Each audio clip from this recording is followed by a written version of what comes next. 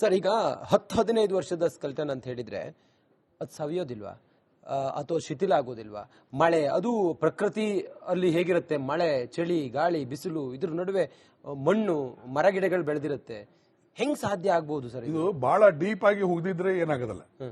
ತುಂಬಾ ಡೀಪ್ ಇದ್ರೆ ಸ್ವಲ್ಪ ಉಳಿಯುವಂತ ಚಾನ್ಸ್ ಇರ್ತದೆ. ಇದು ಏನಾಗೋದಿಲ್ಲ. ಬಹಳ ವರ್ಷ ಬಿಟ್ರೆ ಅದು ಕೊಳಿಲಿಕ್ಕೆ ಶುರು ಆಗ್ತದೆ. ಬೋನ್ ಸದ ಕೊಳಿತದೆ. ಬೋನ್ ಏನು ಹಂಗೆ ಇರುವುದಿಲ್ಲ. ಅಲ್ಲ, ಕೊನೆಗೆ 20-30-35 ವರ್ಷಕ್ಕೆ ಅದು ಇದಾಗ್ಬಿಡುತ್ತೆ, ಮಣ್ಣಾಗ್ಬಿಡ್ತದೆ. ಯಾಕೆ ಹುಳ ಗೊರ್ಲಿಗಿಲ್ಲಿ ನದಿ ಅಂತ ಹೇಳಿದ್ರೆ. ಆಮೇಲೆ ಇವು ನಮ್ಮಲ್ಲಿ ಉತ್ತರ ಕರ್ನಾಟಕದಲ್ಲಿ ಬಾಡಿ ಮೇಲೆ 4-5 ಅಡಿ ಮೇಲೆ ಹೋಗಿದ್ರೆ ಬಿಸಿಲು ಭಯಂಕರ ಇರ್ತದೆ.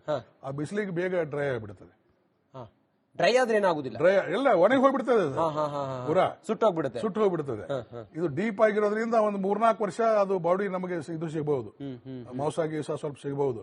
ನಾವೇನ್ ಮಾಡ್ತೇವೆ, ಅಕಸ್ಮಾತ್ ಸಿಗದೆ ಇದ್ರು ಈ ಬೋನ್ಸ್ ಇರ್ತಾವಲ್ಲ, ರಿಬ್ಸ್ ಒಳಗಡೆ ಮಣ್ಣು ಇರ್ತದೆ. ಆ ಮಣ್ಣನ್ನು ಸೀಜ್ ಮಾಡಿ FSL ಕಳಿಸ್ತೇವೆ.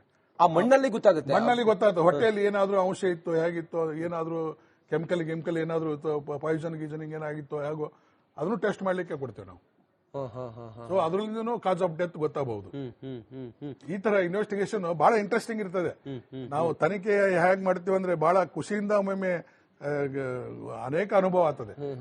ಬಹಳ ಇಂಟ್ರೆಸ್ಟ್ ತಗೋಬೇಕು, ಅದನ್ನ ಡೀಪ್ ಆಗಿ ಹೋಗ್ಬೇಕು. ಇನ್ವೆಸ್ಟಿಗೇಷನ್ ಅದು ಹಂತ ಹಂತಕ್ಕೂ ನಮ್ಗೆ ಏನಾದ್ರು ಪ್ರೋಗ್ರೆಸ್ ಹೊಸ ಏನಾದ್ರೂ ಸಿಗ್ತಾನೆ ಇರ್ತದೆ. ಇದು ಚೈನ್ ಲಿಂಕ್ ಇದ್ದಂಗೆ, ಒಂದರಿಂದ ಒಂದು ಹಾಗೆ ಏನಾದ್ರೂ ಒಂದು ಕ್ಲೂ ಬಂದೇ ಬರ್ತದೆ, ಸಿಗ್ತದೆ. ಖಂಡಿತವಾಗಿಯೂ ಡಿಟೆಕ್ಟ್ ಆಗ್ತದೆ, ಇಲ್ಲ ಅಂತಲ್ಲ. ಏನೋ 1000ದಲ್ಲಿ 1-2 ಕೇಸು ಸಿ ಆಗಬಹುದು, ಕ್ಲೋಸ್ ಆಗಬಹುದು, ಹೊರತಾಗಿ 99% ಎಲ್ಲಾನು ಪತ್ತೆ ಮಾಡಿದ್ವಿ. ಸರ್, ಈಗ 10-15 ವರ್ಷದ ಸ್ಕೆಲ್ಟನ್ ಅಂತ ಹೇಳಿದ್ರೆ ಅದು ಸವಿಯೋದಿಲ್ವಾ ಅಥವಾ ಶಿಥಿಲ ಆಗೋದಿಲ್ವಾ? ಮಳೆ ಅದು ಪ್ರಕೃತಿ ಅಲ್ಲಿ ಹೇಗಿರುತ್ತೆ, ಮಳೆ, ಚಳಿ, ಗಾಳಿ, ಬಿಸಿಲು, ಇದ್ರ ನಡುವೆ ಮಣ್ಣು, ಮರಗಿಡಗಳು ಬೆಳೆದಿರುತ್ತೆ. ಹೆಂಗ್ ಸಾಧ್ಯ ಆಗ್ಬಹುದು ಸರ್? ಇದು ಬಹಳ ಡೀಪ್ ಆಗಿ ಹೋಗದಿದ್ರೆ ಏನಾಗೋದಿಲ್ಲ. ತುಂಬಾ ಡೀಪ್ ಇದ್ರೆ ಸ್ವಲ್ಪ ಉಳಿಯುವಂತ ಚಾನ್ಸ್ ಇರ್ತದೆ. ಇದು ಏನಾಗೋದಿಲ್ಲ. ಬಹಳ ವರ್ಷ ಬಿಟ್ರೆ ಅದು ಕೊಳಿಲಿಕ್ಕೆ ಶುರು ಆಗ್ತದೆ. ಬೋನ್ ಸದ ಕೊಳಿತದೆ. ಬೋನ್ ಏನು ಹಂಗೆ ಇರುವುದಿಲ್ಲ. ಅಲ್ಲ, ಕೊನೆಗೆ 20-30-35 ವರ್ಷಕ್ಕೆ ಅದು ಇದಾಗ್ಬಿಡುತ್ತೆ, ಮಣ್ಣಾಗ್ಬಿಡ್ತದೆ. ಯಾಕೆ ಹುಳ ಗೊರ್ಲಿಗಿಲ್ಲಿ ನದಿ ಅಂತ ಹೇಳಿದ್ರೆ. ಆಮೇಲೆ ಇವು ನಮ್ಮಲ್ಲಿ ಉತ್ತರ ಕರ್ನಾಟಕದಲ್ಲಿ ಬಾಡಿ ಮೇಲೆ 4-5 ಅಡಿ ಮೇಲೆ ಹೋಗಿದ್ರೆ ಬಿಸಿಲು ಭಯಂಕರ ಇರ್ತದೆ. ಆ ಬಿಸಿಲಿಗೆ ಬೇಗ ಡ್ರೈ ಆಗಿಬಿಡ್ತದೆ. ಡ್ರೈ ಆದ್ರೆ ಏನಾಗುದಿಲ್ಲ, ಡ್ರೈ ಎಲ್ಲ ಒಣಗಿ ಹೋಗ್ಬಿಡ್ತದೆ, ಪೂರಾ ಸುಟ್ಟು ಹೋಗ್ಬಿಡ್ತದೆ. ಇದು ಡೀಪ್ ಆಗಿರೋದ್ರಿಂದ ಒಂದು 3-4 ವರ್ಷ ಅದು ಬಾಡಿ ನಮಗೆ ಇದು ಸಿಗಬಹುದು, ಮಾಂಸ ಗೀಸ ಸ್ವಲ್ಪ ಸಿಗಬಹುದು. ನಾವೇನ್ ಮಾಡ್ತೇವೆ, ಅಕಸ್ಮಾತ್ ಸಿಗದೆ ಇದ್ರು ಈ ಬೋನ್ಸ್ ಇರ್ತಾವಲ್ಲ, ರಿಬ್ಸ್ ಒಳಗಡೆ ಮಣ್ಣು ಇರ್ತದೆ. ಆ ಮಣ್ಣನ್ನು ಸೀಜ್ ಮಾಡಿ FSL ಕಳಿಸ್ತೇವೆ. ಆ ಮಣ್ಣಲ್ಲಿ ಗೊತ್ತಾಗುತ್ತೆ ಹೊಟ್ಟೆಯಲ್ಲಿ ಏನಾದ್ರೂ ಅಂಶ ಇತ್ತು, ಹೇಗಿತ್ತು, ಏನಾದ್ರೂ ಕೆಮಿಕಲ್ ಏನಾದ್ರೂ ಪಾಯ್ಸನ್ ಗೀಸನಿಂಗ್ ಏನಾಗಿತ್ತು ಹೇಗೋ ಅದನ್ನು ಟೆಸ್ಟ್ ಮಾಡ್ಲಿಕ್ಕೆ ಕೊಡ್ತೇವೆ ನಾವು. ಸೊ ಅದರಿಂದ ಕಾಸ್ ಆಫ್ ಡೆತ್ ಗೊತ್ತಾಗಬಹುದು. ಈ ತರ ಇನ್ವೆಸ್ಟಿಗೇಷನ್ ಬಹಳ ಇಂಟ್ರೆಸ್ಟಿಂಗ್ ಇರ್ತದೆ. ನಾವು ತನಿಖೆ ಹೇಗ್ ಮಾಡ್ತೀವಿ ಅಂದ್ರೆ ಬಹಳ ಖುಷಿಯಿಂದ ಒಮ್ಮೊಮ್ಮೆ ಅನೇಕ ಅನುಭವ ಆಗ್ತದೆ. ಬಹಳ ಇಂಟ್ರೆಸ್ಟ್ ತಗೋಬೇಕು, ಅದನ್ನ ಡೀಪ್ ಆಗಿ ಹೋಗ್ಬೇಕು. ಇನ್ವೆಸ್ಟಿಗೇಷನ್ ಅದು ಹಂತ ಹಂತಕ್ಕೂ ನಮ್ಗೆ ಏನಾದ್ರು ಪ್ರೋಗ್ರೆಸ್ ಹೊಸ ಏನಾದ್ರೂ ಸಿಗ್ತಾನೆ ಇರ್ತದೆ. ಇದು ಚೈನ್ ಲಿಂಕ್ ಇದ್ದಂಗೆ, ಒಂದರಿಂದ ಒಂದು ಹಾಗೆ ಏನಾದ್ರೂ ಒಂದು ಕ್ಲೂ ಬಂದೇ ಬರ್ತದೆ, ಸಿಗ್ತದೆ.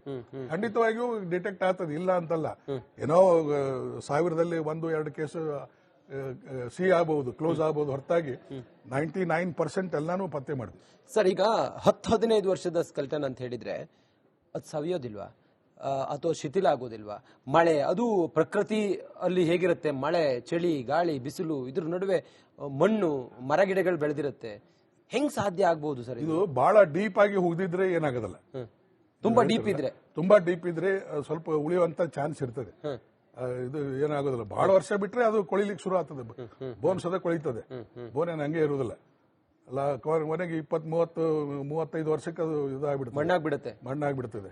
ಯಾಕೆ ಹುಳ ಗೊರ್ಲಿಗಿಲ್ಲಿ ನದಿ ಅಂತ ಹೇಳಿದ್ರೆ. ಆಮೇಲೆ ಇವು ನಮ್ಮಲ್ಲಿ ಉತ್ತರ ಕರ್ನಾಟಕದಲ್ಲಿ ಬಾಡಿ ಮೇಲೆ 4-5 ಅಡಿ ಮೇಲೆ ಹೋಗಿದ್ರೆ ಬಿಸಿಲು ಭಯಂಕರ ಇರ್ತದೆ. ಆ ಬಿಸಿಲಿಗೆ ಬೇಗ ಡ್ರೈ ಆಗಿಬಿಡ್ತದೆ. ಡ್ರೈ ಆದ್ರೆ ಏನಾಗುದಿಲ್ಲ. ಡ್ರೈ ಎಲ್ಲ ಒಣಗಿ ಹೋಗ್ಬಿಡ್ತದೆ ಅದು. ಪೂರಾ ಸುಟ್ಟೋಗ್ಬಿಡುತ್ತೆ. ಸುಟ್ಟು ಹೋಗ್ಬಿಡ್ತದೆ. ಇದು ಡೀಪ್ ಆಗಿರೋದ್ರಿಂದ ಒಂದು 3-4 ವರ್ಷ ಅದು ಬಾಡಿ ನಮಗೆ ಇದು ಸಿಗಬಹುದು, ಮಾಂಸ ಗೀಸ ಸ್ವಲ್ಪ ಸಿಗಬಹುದು. ನಾವೇನ್ ಮಾಡ್ತೇವೆ, ಅಕಸ್ಮಾತ್ ಸಿಗದೆ ಇದ್ರು ಈ ಬೋನ್ಸ್ ಇರ್ತಾವಲ್ಲ, ರಿಬ್ಸ್ ಒಳಗಡೆ ಮಣ್ಣು ಇರ್ತದೆ. ಆ ಮಣ್ಣನ್ನು ಸೀಜ್ ಮಾಡಿ FSL ಕಳಿಸ್ತೇವೆ. ಆ ಮಣ್ಣಲ್ಲಿ ಗೊತ್ತಾಗುತ್ತೆ. ಮಣ್ಣಲ್ಲಿ ಗೊತ್ತಾಗುತ್ತೆ ಹೊಟ್ಟೆಯಲ್ಲಿ ಏನಾದ್ರೂ ಅಂಶ ಇತ್ತು, ಹೇಗಿತ್ತು, ಏನಾದ್ರೂ ಕೆಮಿಕಲ್ ಏನಾದ್ರೂ ಪಾಯ್ಸನ್ ಗೀಸನಿಂಗ್ ಏನಾಗಿತ್ತು ಹೇಗೋ ಅದನ್ನು ಟೆಸ್ಟ್ ಮಾಡ್ಲಿಕ್ಕೆ ಕೊಡ್ತೇವೆ ನಾವು. ಸೊ ಅದ್ರಲ್ಲಿಂದನೂ ಕಾಸ್ ಆಫ್ ಡೆತ್ ಗೊತ್ತಾಗಬಹುದು. ಈ ತರ ಇನ್ವೆಸ್ಟಿಗೇಷನ್ ಬಹಳ ಇಂಟ್ರೆಸ್ಟಿಂಗ್ ಇರ್ತದೆ. ನಾವು ತನಿಖೆ ಹೇಗ್ ಮಾಡ್ತೇವೆ ಅಂದ್ರೆ ಬಹಳ ಖುಷಿಯಿಂದ ಒಮ್ಮೊಮ್ಮೆ ಅನೇಕ ಅನುಭವ ಆಗ್ತದೆ. ಬಹಳ ಇಂಟ್ರೆಸ್ಟ್ ತಗೋಬೇಕು, ಅದನ್ನ ಡೀಪ್ ಆಗಿ ಹೋಗ್ಬೇಕು. ಇನ್ವೆಸ್ಟಿಗೇಷನ್ ಅದು ಹಂತ ಹಂತಕ್ಕೂ ನಮ್ಗೆ ಏನಾದ್ರು ಸ್ವಲ್ಪ ಪ್ರೋಗ್ರೆಸ್, ಹೊಸ ಏನಾದ್ರೂ ಸಿಗ್ತದೆ, ಏನಾದ್ರೂ ಸಿಗ್ತಾನೆ ಇರ್ತದೆ. ಇದು ಚೈನ್ ಲಿಂಕ್ ಇದ್ದಂಗೆ, ಒಂದರಿಂದ ಒಂದು ಹಾಗೆ ಏನಾದ್ರೂ ಒಂದು ಕ್ಲೂ ಬಂದೇ ಬರ್ತದೆ, ಸಿಗ್ತದೆ. ಖಂಡಿತವಾಗಿಯೂ ಡಿಟೆಕ್ಟ್ ಆಗ್ತದೆ, ಇಲ್ಲ ಅಂತಲ್ಲ. ಏನೋ 1000ದಲ್ಲಿ 1-2 ಕೇಸು ಸಿ ಆಗಬಹುದು, ಕ್ಲೋಸ್ ಆಗಬಹುದು, ಹೊರತಾಗಿ 99% ಎಲ್ಲಾನು ಪತ್ತೆ ಮಾಡಿದ್ವಿ. ಸರ್, ಈಗ 10-15 ವರ್ಷದ ಸ್ಕೆಲ್ಟನ್ ಅಂತ ಹೇಳಿದ್ರೆ ಅದು ಸವಿಯೋದಿಲ್ವಾ ಅಥವಾ ಶಿಥಿಲ ಆಗೋದಿಲ್ವಾ? ಮಳೆ ಅದು ಪ್ರಕೃತಿ ಅಲ್ಲಿ ಹೇಗಿರುತ್ತೆ, ಮಳೆ, ಚಳಿ, ಗಾಳಿ, ಬಿಸಿಲು, ಇದ್ರ ನಡುವೆ ಮಣ್ಣು, ಮರಗಿಡಗಳು ಬೆಳೆದಿರುತ್ತೆ. ಹೆಂಗ್ ಸಾಧ್ಯ ಆಗ್ಬಹುದು ಸರ್? ಇದು ಬಹಳ ಡೀಪ್ ಆಗಿ ಹೋಗದಿದ್ರೆ ಏನಾಗೋದಿಲ್ಲ. ತುಂಬಾ ಡೀಪ್ ಇದ್ರೆ ಸ್ವಲ್ಪ ಉಳಿಯುವಂತ ಚಾನ್ಸ್ ಇರ್ತದೆ. ಇದು ಏನಾಗೋದಿಲ್ಲ. ಬಹಳ ವರ್ಷ ಬಿಟ್ರೆ ಅದು ಕೊಳಿಲಿಕ್ಕೆ ಶುರು ಆಗ್ತದೆ, ಬೋನ್ಸ್ ಅದ ಕೊಳಿತದೆ. ಬೋನ್ ಏನ್ ಹಂಗೆ ಇರುವುದಿಲ್ಲ.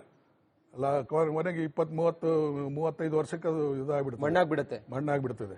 ಯಾಕಂದ್ರೆ ಹುಳ ಗೊರ್ಲಿಗಿಲ್ಲಿ ನದಿ ಅಂತ ಹೇಳಿದ್ರೆ. ಆಮೇಲೆ ಇವು ನಮ್ಮಲ್ಲಿ ಉತ್ತರ ಕರ್ನಾಟಕದಲ್ಲಿ ಬಾಡಿ ಮೇಲೆ 4-5 ಅಡಿ ಮೇಲೆ ಹೋಗಿದ್ರೆ ಬಿಸಿಲು ಭಯಂಕರ ಇರ್ತದೆ. ಆ ಬಿಸಿಲಿಗೆ ಬೇಗ ಡ್ರೈ ಆಗಿಬಿಡ್ತದೆ. ಡ್ರೈ ಆದ್ರೆ ಏನಾಗುದಿಲ್ಲ, ಡ್ರೈ ಎಲ್ಲ ಒಣಗಿ ಹೋಗ್ಬಿಡ್ತದೆ, ಪೂರಾ ಸುಟ್ಟು ಹೋಗ್ಬಿಡ್ತದೆ. ಇದು ಡೀಪ್ ಆಗಿರೋದ್ರಿಂದ ಒಂದು 3-4 ವರ್ಷ ಅದು ಬಾಡಿ ನಮಗೆ ಇದು ಸಿಗಬಹುದು, ಮಾಂಸ ಗೀಸ ಸ್ವಲ್ಪ ಸಿಗಬಹುದು. ನಾವೇನ್ ಮಾಡ್ತೇವೆ, ಅಕಸ್ಮಾತ್ ಸಿಗದೆ ಇದ್ರು ಈ ಬೋನ್ಸ್ ಇರ್ತಾವಲ್ಲ, ರಿಬ್ಸ್ ಒಳಗಡೆ ಮಣ್ಣು ಇರ್ತದೆ. ಆ ಮಣ್ಣನ್ನು ಸೀಜ್ ಮಾಡಿ FSL ಕಳಿಸ್ತೇವೆ. ಆ ಮಣ್ಣಲ್ಲಿ ಗೊತ್ತಾಗುತ್ತೆ ಹೊಟ್ಟೆಯಲ್ಲಿ ಏನಾದ್ರೂ ಅಂಶ ಇತ್ತು, ಹೇಗಿತ್ತು, ಏನಾದ್ರೂ ಕೆಮಿಕಲ್ ಏನಾದ್ರೂ ಪಾಯ್ಸನ್ ಗೀಸನಿಂಗ್ ಏನಾಗಿತ್ತು ಹೇಗೋ ಅದನ್ನು ಟೆಸ್ಟ್ ಮಾಡ್ಲಿಕ್ಕೆ ಕೊಡ್ತೇವೆ ನಾವು. ಸೊ ಅದ್ರಲ್ಲಿಂದನೂ ಕಾಸ್ ಆಫ್ ಡೆತ್ ಗೊತ್ತಾಗಬಹುದು. ಈ ತರ ಇನ್ವೆಸ್ಟಿಗೇಷನ್ ಬಹಳ ಇಂಟ್ರೆಸ್ಟಿಂಗ್ ಇರ್ತದೆ. ನಾವು ತನಿಖೆ ಹೇಗ್ ಮಾಡ್ತೇವೆ ಅಂದ್ರೆ ಬಹಳ ಖುಷಿಯಿಂದ ಒಮ್ಮೊಮ್ಮೆ ಅನೇಕ ಅನುಭವ ಆಗ್ತದೆ. ಬಹಳ ಇಂಟ್ರೆಸ್ಟ್ ತಗೋಬೇಕು, ಅದನ್ನ ಡೀಪ್ ಆಗಿ ಹೋಗ್ಬೇಕು. ಇನ್ವೆಸ್ಟಿಗೇಷನ್ ಅದು ಹಂತ ಹಂತಕ್ಕೂ ನಮ್ಗೆ ಏನಾದ್ರು ಸ್ವಲ್ಪ ಪ್ರೋಗ್ರೆಸ್, ಹೊಸ ಏನಾದ್ರೂ ಸಿಗ್ತದೆ, ಏನಾದ್ರೂ ಸಿಗ್ತಾನೆ ಇರ್ತದೆ. ಇದು ಚೈನ್ ಲಿಂಕ್ ಇದ್ದಂಗೆ, ಒಂದರಿಂದ ಒಂದು ಹಾಗೆ ಏನಾದ್ರೂ ಒಂದು ಕ್ಲೂ ಬಂದೇ ಬರ್ತದೆ, ಸಿಗ್ತದೆ. ಖಂಡಿತವಾಗಿಯೂ ಡಿಟೆಕ್ಟ್ ಆಗ್ತದೆ, ಇಲ್ಲ ಅಂತಲ್ಲ. ಏನೋ 1000ದಲ್ಲಿ 1-2 ಕೇಸು ಸಿ ಆಗಬಹುದು, ಕ್ಲೋಸ್ ಆಗಬಹುದು, ಹೊರತಾಗಿ 99% ಎಲ್ಲಾನು ಪತ್ತೆ ಮಾಡಿದ್ವಿ. ಸರ್, ಈಗ 10-15 ವರ್ಷದ ಸ್ಕೆಲ್ಟನ್ ಅಂತ ಹೇಳಿದ್ರೆ ಅದು ಸವಿಯೋದಿಲ್ವಾ ಅಥವಾ ಶಿಥಿಲ ಆಗೋದಿಲ್ವಾ? ಮಳೆ ಅದು ಪ್ರಕೃತಿ ಅಲ್ಲಿ ಹೇಗಿರುತ್ತೆ, ಮಳೆ, ಚಳಿ, ಗಾಳಿ, ಬಿಸಿಲು, ಇದ್ರ ನಡುವೆ ಮಣ್ಣು, ಮರಗಿಡಗಳು ಬೆಳೆದಿರುತ್ತೆ. ಹೆಂಗ್ ಸಾಧ್ಯ ಆಗ್ಬಹುದು ಸರ್? ಇದು ಬಹಳ ಡೀಪ್ ಆಗಿ ಹೋಗದಿದ್ರೆ ಏನಾಗೋದಿಲ್ಲ. ತುಂಬಾ ಡೀಪ್ ಇದ್ರೆ ಸ್ವಲ್ಪ ಉಳಿಯುವಂತ ಚಾನ್ಸ್ ಇರ್ತದೆ. ಇದು ಏನಾಗೋದಿಲ್ಲ. ಬಹಳ ವರ್ಷ ಬಿಟ್ರೆ ಅದು ಕೊಳಿಲಿಕ್ಕೆ ಶುರು ಆಗ್ತದೆ, ಬೋನ್ಸ್ ಅದ ಕೊಳಿತದೆ. ಬೋನ್ ಏನ್ ಹಂಗೆ ಇರುವುದಿಲ್ಲ. ಅಲ್ಲ, ಕೊನೆಗೆ 20-30-35 ವರ್ಷಕ್ಕೆ ಅದು ಇದಾಗ್ಬಿಡುತ್ತೆ, ಮಣ್ಣಾಗ್ಬಿಡ್ತದೆ. ಯಾಕಂದ್ರೆ ಹುಳ ಗೊರ್ಲಿಗಿಲ್ಲಿ ನದಿ ಅಂತ ಹೇಳಿದ್ರೆ. ಆಮೇಲೆ ಇವು ನಮ್ಮಲ್ಲಿ ಉತ್ತರ ಕರ್ನಾಟಕದಲ್ಲಿ ಬಾಡಿ ಮೇಲೆ 4-5 ಅಡಿ ಮೇಲೆ ಹೋಗಿದ್ರೆ ಬಿಸಿಲು ಭಯಂಕರ ಇರ್ತದೆ. ಆ ಬಿಸಿಲಿಗೆ ಬೇಗ ಡ್ರೈ ಆಗಿಬಿಡ್ತದೆ. ಡ್ರೈ ಆದ್ರೆ ಏನಾಗುದಿಲ್ಲ, ಡ್ರೈ ಎಲ್ಲ ಒಣಗಿ ಹೋಗ್ಬಿಡ್ತದೆ, ಪೂರಾ ಸುಟ್ಟು ಹೋಗ್ಬಿಡ್ತದೆ. ಇದು ಡೀಪ್ ಆಗಿರೋದ್ರಿಂದ ಒಂದು 3-4 ವರ್ಷ ಅದು ಬಾಡಿ ನಮಗೆ ಇದು ಸಿಗಬಹುದು, ಮಾಂಸ ಗೀಸ ಸ್ವಲ್ಪ ಸಿಗಬಹುದು. ನಾವೇನ್ ಮಾಡ್ತೇವೆ, ಅಕಸ್ಮಾತ್ ಸಿಗದೆ ಇದ್ರು ಈ ಬೋನ್ಸ್ ಇರ್ತಾವಲ್ಲ, ರಿಬ್ಸ್ ಒಳಗಡೆ ಮಣ್ಣು ಇರ್ತದೆ. ಆ ಮಣ್ಣನ್ನು ಸೀಜ್ ಮಾಡಿ FSL ಕಳಿಸ್ತೇವೆ. ಆ ಮಣ್ಣಲ್ಲಿ ಗೊತ್ತಾಗುತ್ತೆ ಹೊಟ್ಟೆಯಲ್ಲಿ ಏನಾದ್ರೂ ಅಂಶ ಇತ್ತು, ಹೇಗಿತ್ತು, ಏನಾದ್ರೂ ಕೆಮಿಕಲ್ ಏನಾದ್ರೂ ಪಾಯ್ಸನ್ ಗೀಸನಿಂಗ್ ಏನಾಗಿತ್ತು ಹೇಗೋ ಅದನ್ನು ಟೆಸ್ಟ್ ಮಾಡ್ಲಿಕ್ಕೆ ಕೊಡ್ತೇವೆ ನಾವು. ಸೊ ಅದ್ರಲ್ಲಿಂದನೂ ಕಾಸ್ ಆಫ್ ಡೆತ್ ಗೊತ್ತಾಗಬಹುದು. ಈ ತರ ಇನ್ವೆಸ್ಟಿಗೇಷನ್ ಬಹಳ ಇಂಟ್ರೆಸ್ಟಿಂಗ್ ಇರ್ತದೆ. ನಾವು ತನಿಖೆ ಹೇಗ್ ಮಾಡ್ತೇವೆ ಅಂದ್ರೆ ಬಹಳ ಖುಷಿಯಿಂದ ಒಮ್ಮೊಮ್ಮೆ ಅನೇಕ ಅನುಭವ ಆಗ್ತದೆ.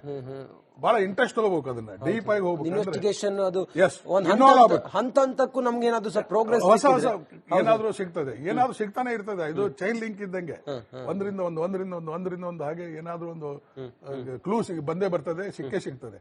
ಖಂಡಿತವಾಗಿಯೂ ಡಿಟೆಕ್ಟ್ ಆಗ್ತದೆ, ಇಲ್ಲ ಅಂತಲ್ಲ. ಏನೋ 1000ದಲ್ಲಿ 1-2 ಕೇಸು ಸಿಹಿ ಆಗಬಹುದು, ಕ್ಲೋಸ್ ಆಗಬಹುದು ಹೊರತಾಗಿ 99% ಎಲ್ಲಾನು ಪತ್ತೆ ಮಾಡ್ತೀವಿ.